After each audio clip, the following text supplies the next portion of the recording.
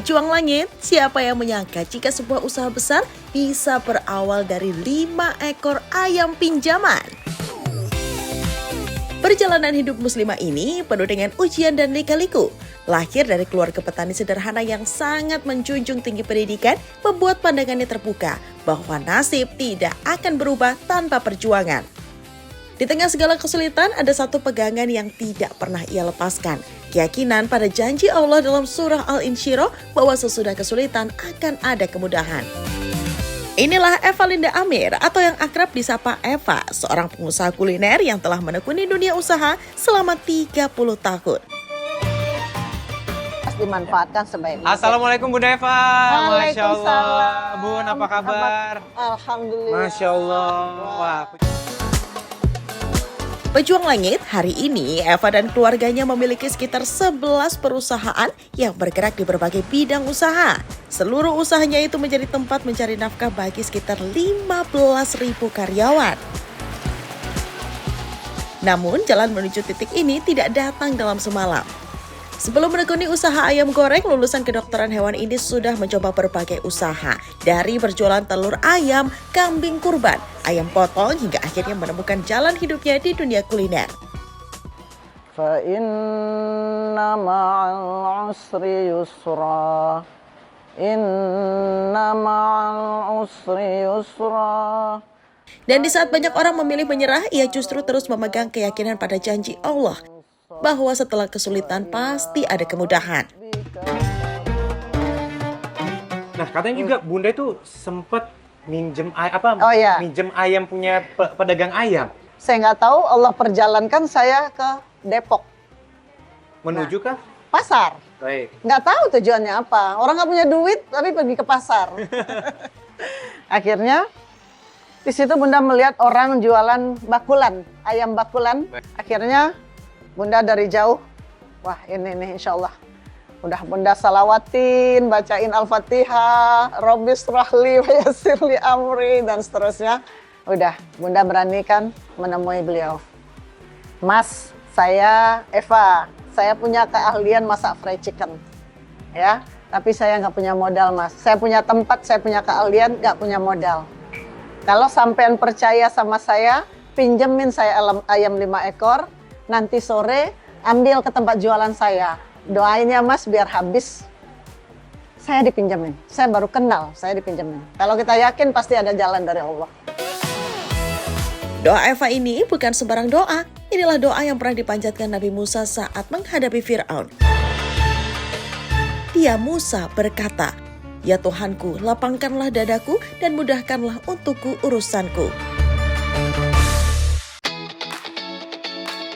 Alhamdulillah, di hari itu ayam racikan Eva laris manis dan langsung bisa membayar ke tukang ayam. Impian kecil ingin membahagiakan keluarga, ingin mengangkat derajat keluarga, itu yang digenggam erat. Lelah luar biasa, Mas.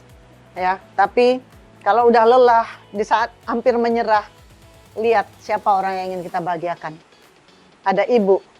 Beliau hanya satu impiannya, "Nak, kalau kamu punya uang, tabungkan uangmu, Mak ingin bersujud di depan Ka'bah sebelum Allah panggil Mak." Allah Akbar. Nah, kata-kata itulah yang saya genggam. Pejuang langit, kesuksesan bagi Eva bukanlah hanya soal besarnya usaha. Ada hal lain yang jauh lebih penting baginya, yaitu keadaan iman dan akhlak orang-orang yang bekerja bersamanya. Bagi Eva, karyawan bukan sekedar tenaga kerja, mereka adalah amanah yang kelak akan dimintai pertanggungjawaban. Karena itulah ia menyediakan kelas tahsin bagi seluruh karyawan. Setiap karyawan baru akan diuji kemampuan membaca Al-Quran, kemudian dikelompokkan sesuai dengan tingkat kemampuannya. Sebenarnya kegiatan tahsin ini kenapa diadakan di kantor Bunda? Ya. Kami ingin mereka meningkat. Kami ingin memberantas mereka yang buta huruf Al-Quran. Ya, karena Al-Quran kan kitab suci kita. Pejuang langit, program ini sudah berjalan lebih dari 1 tahun. Dan selama itu pula Eva menyaksikan sendiri betapa masih banyaknya orang dewasa yang belum lancar membaca Al-Quran. Hal itu menjadi keprihatinan tersendiri baginya. Sebab menurut Eva, jika pedoman hidup saja jarang dibaca dan dipahami, maka akan lebih sulit lagi bagi seseorang untuk menjaga amanah dan menjalankan tanggung jawab dengan baik. Waktu awal-awal sih memang sedikit takut ya. Ternyata di sini tuh difasilitasi untuk tahsin, untuk belajar bareng. Jadi itu pembawaannya juga seru. Jadi buat semangat untuk belajar, untuk cari tahu tentang Al-Quran dan hukum bacaan-bacaannya juga, Mas. Tak hanya memberi fasilitas kelas tahsin, ibu 3 anak ini juga memberlakukan absen ibadah loh. Di kami itu ada absen ibadah sunnah. Oke. Ya, kenapa itu kami lakukan? Karena Bunda punya keyakinan bahwa konsep rezeki itu adalah pemberian. Kalau kita ingin diberi sama Allah, yuk kita semua berlari kepada Allah. Jadi sholat tahajud 2 rakaat berapa? Ada yang 2 rakaat, 4 rakaat, sampai 11 rakaat, itu nilainya nanti beda-beda. Oh, ada reward? Ada reward, kan kita ada reward umroh.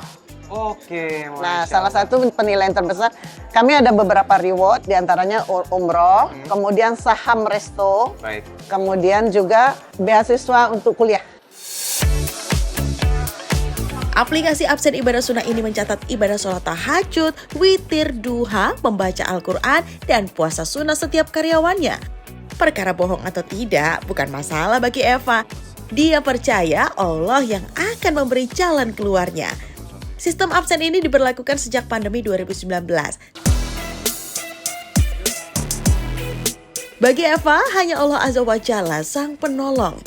Kalau hanya pemimpinnya yang taat, perusahaan ini tetap akan sulit bertahan. Dari sini, Eva meminta keseluruhan karyawannya mulai mengamalkan ibadah-ibadah sunnah. Alhamdulillah, sistem ini membawa perbaikan nyata untuk perusahaan. Allah sendiri yang melancarkan bisnis Eva. Mulai dari karyawan yang dengan sendirinya terseleksi, mana yang takut akan Allah, mana yang enggak. Pihak partner yang lunak hatinya untuk memberikan Eva kelonggaran tanpa proses hukum atau kekerasan sama sekali. Masya Allah. Berbagai cobaan yang sudah Bunda hadapi, 2 pegangan Bunda.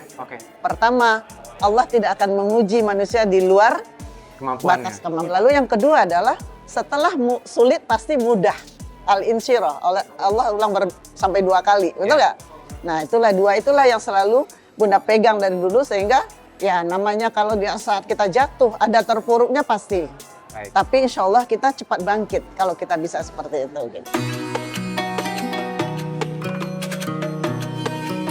Pejuang langit, keyakinan Eva pada surat Al-Insyirah bahwa setelah kesulitan pasti akan datang kemudahan benar-benar diyakini sepenuhnya. Apalagi Allah sendiri sampai menegaskan 2 kali. Maka sesungguhnya beserta kesulitan ada kemudahan. Sesungguhnya beserta kesulitan ada kemudahan. Inilah yang selalu Eva pegang teguh, penguat di saat ujian datang silih berganti. Eva selalu menyadari kalau tidak ada hal yang mustahil bagi Allah. Semuanya mudah dan mungkin jika Allah berkehendak.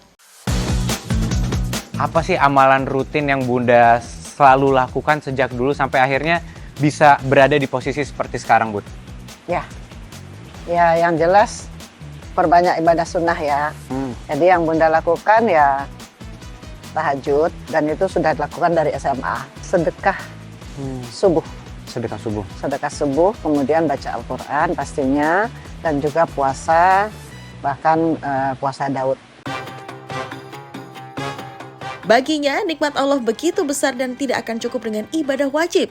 Amalan sunnah juga dilakukan agar apa yang dicita-citakan mudah tercapai. Tidak hanya ibadah personal, tapi Eva juga rutin mengadakan Jumat Berkah dan memfasilitasi ustadz untuk musola sekitarnya. Pejuang langit, bentuk rasa syukur Eva ialah dengan bertanggung jawab pada hartanya. Ia tidak mau lalai, apalagi menyia-nyiakan titipan Allah. Salah satunya dengan membangun sebuah rumah tahfidz. Rumah tahfidz ini kan berkembang lebih kurang 10 tahun yang belakangan ini kan. Nah di situ ada rasa bersalah Bunda. Karena Bunda tidak sempat mendidik anak-anak Bunda untuk tahfidz Al-Quran.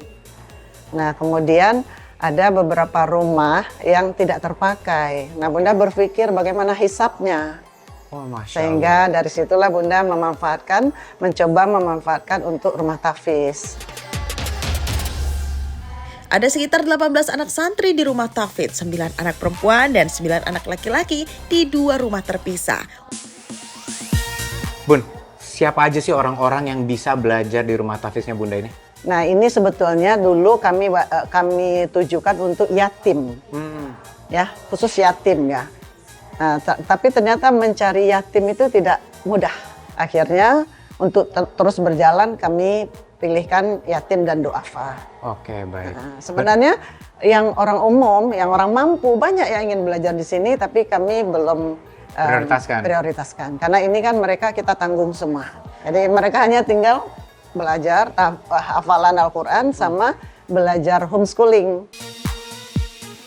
Pejuang Langit, perjalanan hidup Eva mengajarkan kita bahwa kesuksesan bukanlah tentang siapa yang paling cepat mencapai puncak, melainkan siapa yang mampu bertahan saat ujian datang bertubi-tubi.